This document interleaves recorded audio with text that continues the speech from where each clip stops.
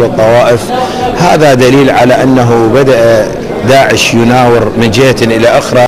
ولم ينجو العديد من قادة ومسلحي داعش بفعلتهم هذه، إذ طالتهم صواريخ طائرات التحالف الدولي بمدينة الموصل خلال اجتماع لأبرز قادتهم، ما خلف العشرات من القتلى والجرحى في صفوفهم، ليتكرر ذات المشهد بمدينة هيت بمحافظة الأنبار بعد ورود معلومات استخبارية دقيقة لأماكن تواجد العشرات من المسلحين الذين كانوا يخططون للهجوم على مدينة الرمادي. إذا كانت هناك خطط تستعملها القوات المسلحة لقطع الإمدادات والارتباط ما بين المركز والعصابات التي تقوم بالهجوم، أنا أعتقد هو هذا الجانب المهم. هناك محاولات لتطويق المدينة حتى لا تتضرر البنى التحتية ولا يكون هناك خسائر في المدنيين.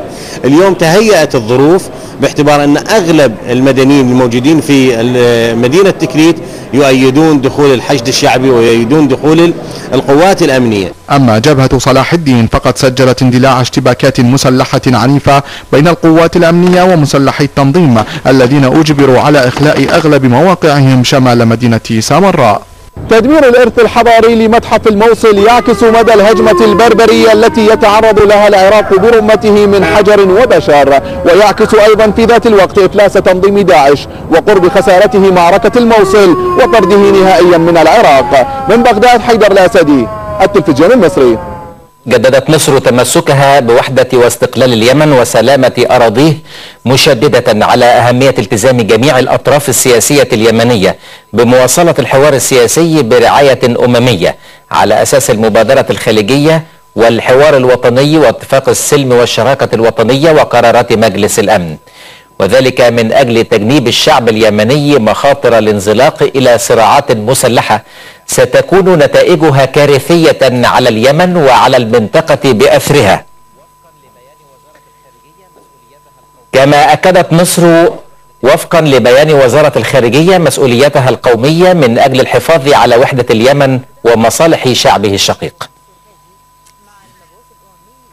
اجتمع الرئيس اليمني عبد الرب منصور هادي مع المبعوث الأممي إلى اليمن جمال بن عمر في عدن جنوبي البلاد.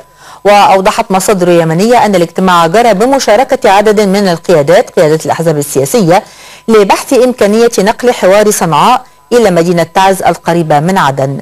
من جانبه أكد الأمين العام للجامعة العربية نبيل العربي ضرورة توفير الدعم اللازم لشرعية الرئيس هادي، معربا عن دعم الجامعة للجهود التي يبذلها هادي ومساعديه ومسعيه الجادة لإنجاز ما تبقى من مراحل العملية السياسية. ميدانيا تمكنت قوات من الجيش اليمني من دخول مدينة الحبلين بمحافظة لحج جنوبي البلاد بعد مواجهات مع عناصر من الحوثيين.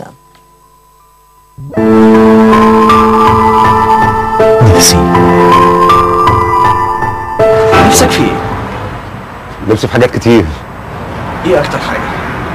والله على المستوى الخاص في عايز طبعا البيع والشراء يرجع زي زمان، الناس تبقى حلوه مع بعض، تحب بعض زي الاول. البيع والشراء فرق عن زمان؟ كتير، فرق 180 درجه عن الاول. امتى وامتى؟ يعني قبل الثوره وبعد الثوره. ازاي بقى؟ قبل الثوره كانت اصل احنا طبعا بالنسبه لمجالنا حاجه ترفيهيه، لازم يكون الواحد مبسوط ومستريح نفسيا والكلام ده كله عشان خاطر يشتري ورد وبتاع والكلام ده. دلوقتي كل واحد طبعا الجو مش مناسب، البلد مش مستقره، صعب. يعني اللي بيجيب بوكيه ورد دلوقتي بيجيبه يعني مجبر.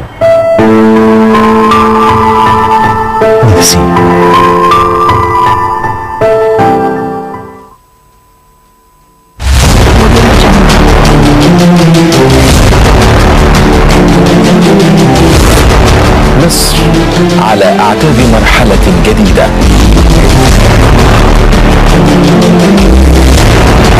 مرحلة التنمية والمشروعات العملاقة نبنيها بالإرادة والعمل لننطلق إلى مصر المستقبل. موعدنا يوم الأحد 1 مارس عقب نشرة 9 مصر المستقبل من السبت إلى الأربعاء على القناة الأولى والفضائية المصرية.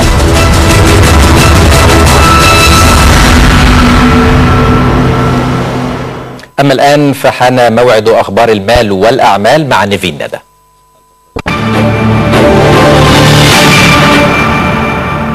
الفقرة الاقتصادية لنشرة 9 برعاية بنك مصر، نعمل معا لخير بلدنا.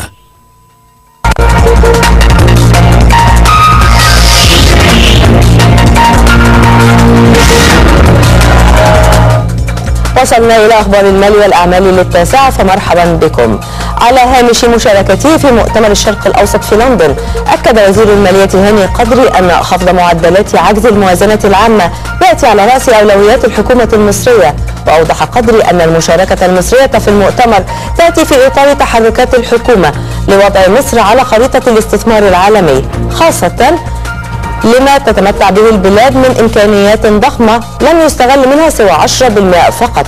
وأشار إلى أن الدولة تعمل على إعادة بث الثقة في الاقتصاد المصري. من جانبه أكد وزير الاستثمار أشرف سلمان خلال لقائه بوزير شؤون الشرق الأوسط بالخارجية البريطانية أن الحكومة تتخذ سلسلة من الإصلاحات التشريعية على قوانين الاستثمار وسوق المال، مشيرا أن السوق المصرية قادرة على استيعاب مزيد من المنتجات ورفع معدلات التمويل للشركات. وفي هذا الإطار أوضح سلمان أن البورصة المصرية أطلقت مؤخرا أول صندوق مؤشر يتم تداوله في البورصة ويطابق أداء المؤشر الرئيسي.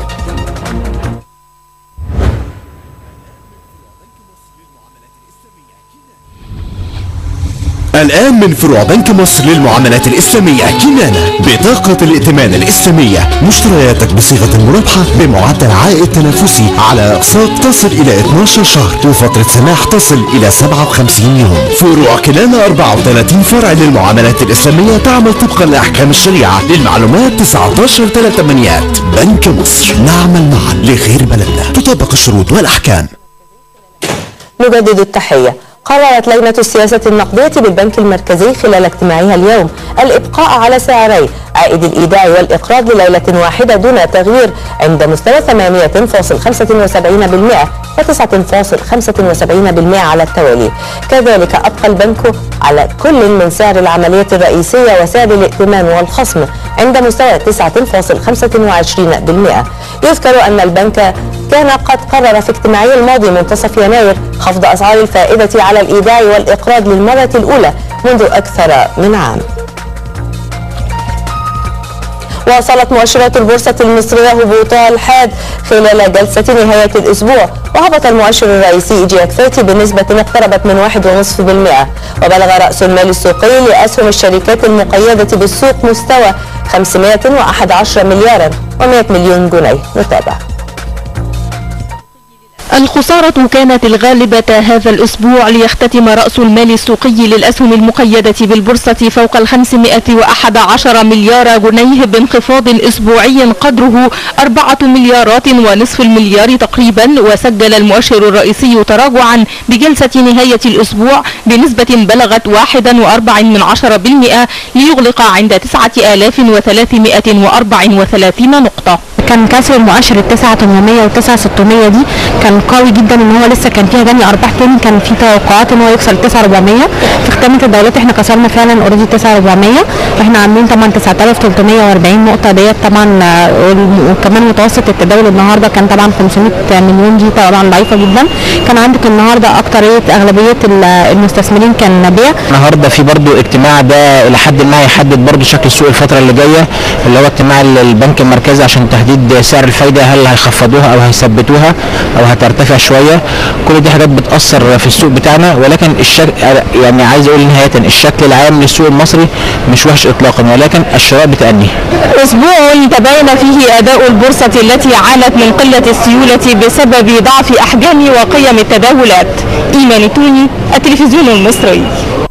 صرح المتحدث باسم وزارة البترول حمدي عبد العزيز أن قطاع البترول تعاقد على كميات إضافية من البوتاجاز لزيادة معدلات الضخ إلى 100% من الخطة المعمول بها حاليا للقضاء على الاختناقات. وأوضح المتحدث أن 22,000 طن ستصل إلى ميناء الإسكندرية خلال 72 ساعة المقبلة، فضلا عن انتظام تسليم كميات البوتاجاز المستورد من ميناء السويس. وفي سياق متصل تفقد وزير البترول شريف إسماعيل شركات البترول بمدينة السويس لمتابعة مراحل تنفيذ المشروع الجديد بمعمل تكرير السويس وإنشاء وحدة جديدة لإنتاج ومعالجة البوتاجاز باستثمارات تبلغ 36 مليون دولار بطاقة إنتاجية تصل إلى 48 ألف طن بوتاجاز سنويا. أعلنت شركة غازبروم الروسية لإنتاج الغاز الطبيعي أنها ترغب في تسوية الخلاف مع أوكرانيا بشأن إمدادات الغاز للمناطق التي يسيطر عليها المتمردون في شرق البلاد.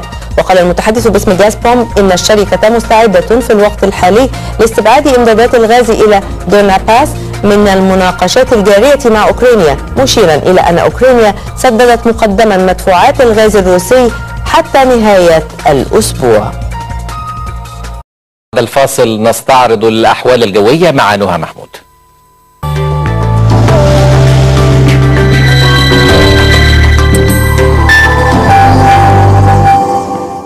مشاهدينا اهلا بكم. النشره الجويه يسود طقس دافئ على السواحل الشماليه، مائل الحراره على القاهره حتى شمال الصعيد، شديد الحراره جنوبا نهارا، شديد البروده ليلا. اما عن الظواهر الجويه على مصر، شبوره وشوائب عالقه على الوجه البحري، القاهره مدن القناه مع نشاط للرياح المثيره للرمال والاتربه غربا وجنوبا. اما عن سيناء فالطقس مائل الحراره نهارا، شديد البروده ليلا، والبحر الاحمر مهيئ للانشطه البحريه. ونتعرف الان مشاهدينا على بيان تفصيلي لدرجات الحراره المتوقعه باذن الله. القاهرة 11-27، طنطا 11-26، المنصورة 13-25،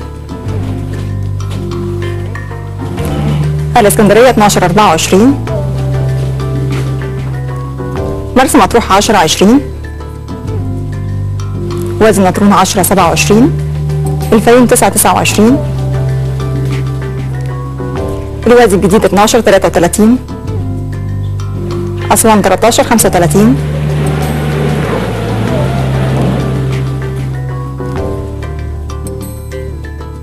شلاتين 17-31، حلايب 19-29،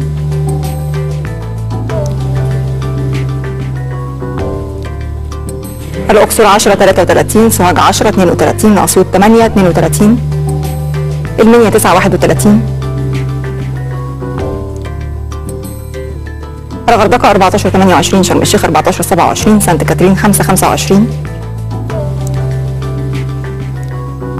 السويس 15-28، الإسماعيلية 14-28، بورسعيد 13-23، والعريش 9-28، رفح 8-27.